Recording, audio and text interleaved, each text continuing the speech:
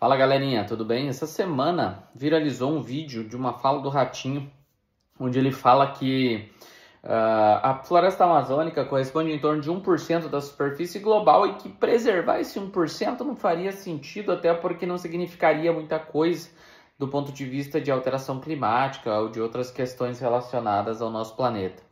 Só que, ao meu ver, essa fala do Ratinho ela leva à desinformação.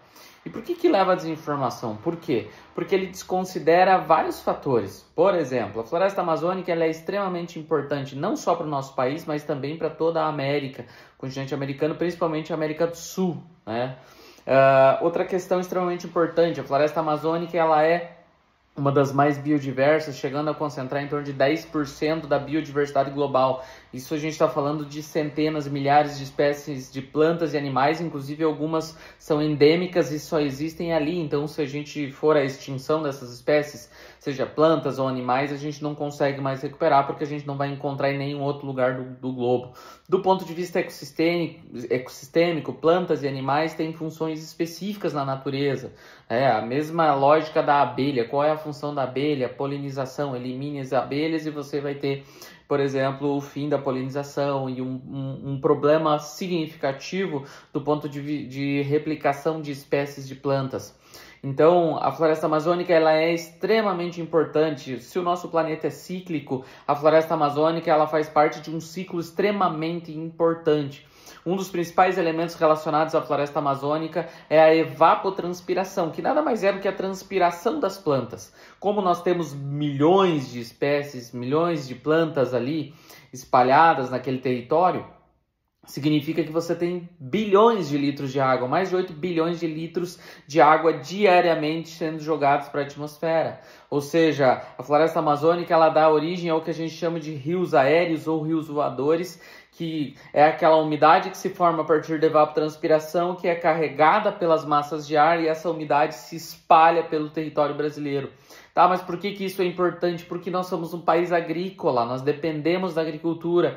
Elimine a floresta amazônica, você interrompe o ciclo hídrico, automaticamente você reduz as chuvas e aí eu quero ver o agro produzir. É muito mais difícil, muito mais caro produzir sem essa umidade natural que é formada pela evapotranspiração. Então, a floresta amazônica ela é extremamente importante para o ciclo hídrico, não só aqui do nosso país, mas em nível global. Outro aspecto extremamente importante relacionado à floresta amazônica é o fato de ela absorver muito CO2. Como vocês já devem ter estudado lá na escola, o gás carbônico, né, o CO2, ele é um dos principais agentes do aquecimento global. E aí, o que tem a ver o aquecimento global? O aquecimento global está alterando a dinâmica do clima. Outra questão que o Ratinho menciona é que eventos como esse do Paraná já ocorreram outras vezes. Sim, mas não com tanta intensidade e recorrência. No nosso país não é comum a gente ter grandes enchentes como a gente teve no Rio Grande do Sul ou um grande evento climático como esse que ocorreu no Paraná. Então, lógico que ele menciona, todo mundo tem uma televisão, a informação chega para as pessoas mais fácil. Ok, mas não é comum. Vários fenômenos climáticos em nível global vêm acontecendo, grandes períodos de seca, como ocorreu recentemente nos Estados Unidos, grandes enchentes, como no Rio Grande do Sul, esse evento atmosférico agora aqui no Paraná.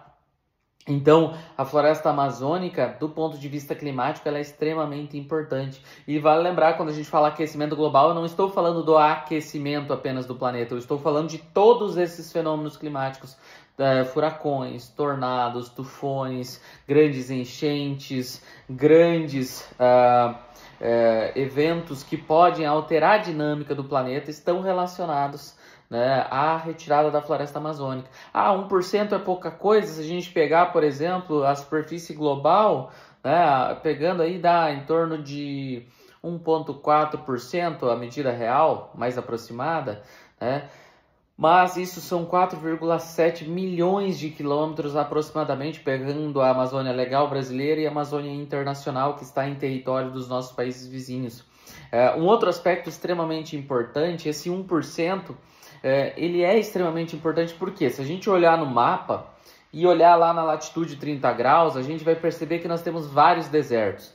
Deserto do Kalahari, lá no sul da África, o deserto do Saara, o deserto mexicano e americano, estadunidense, né? Você tem o deserto do Kalahari, lá no Chile também. O que tem de comum entre esses desertos? Estão na faixa dos 30 graus. Ah, tá, professor, mas no Brasil tem a faixa de 30 graus? Tem. E por que não tem deserto nessa faixa de 30 graus?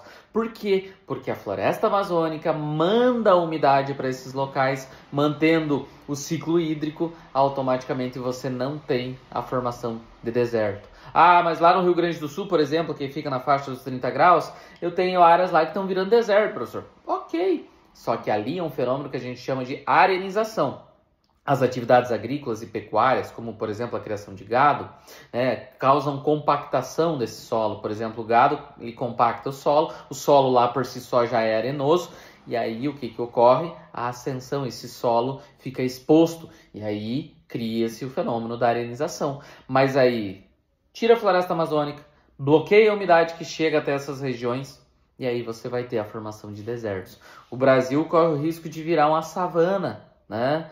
De virar uma área muito mais árida do que é se a gente retirar a floresta amazônica.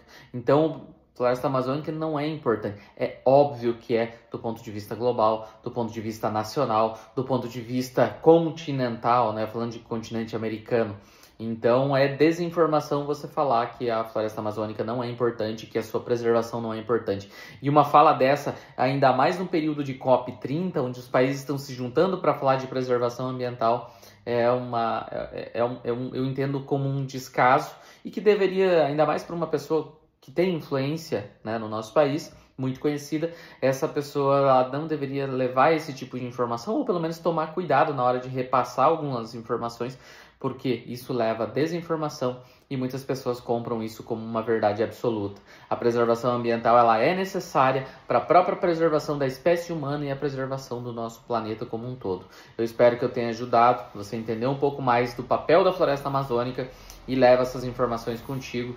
E a gente sim tem que preservar o meio ambiente, fauna e flora, e preservando esses elementos básicos a gente tem a preservação, né, da própria espécie humana. Por enquanto era isso. Valeu, falou.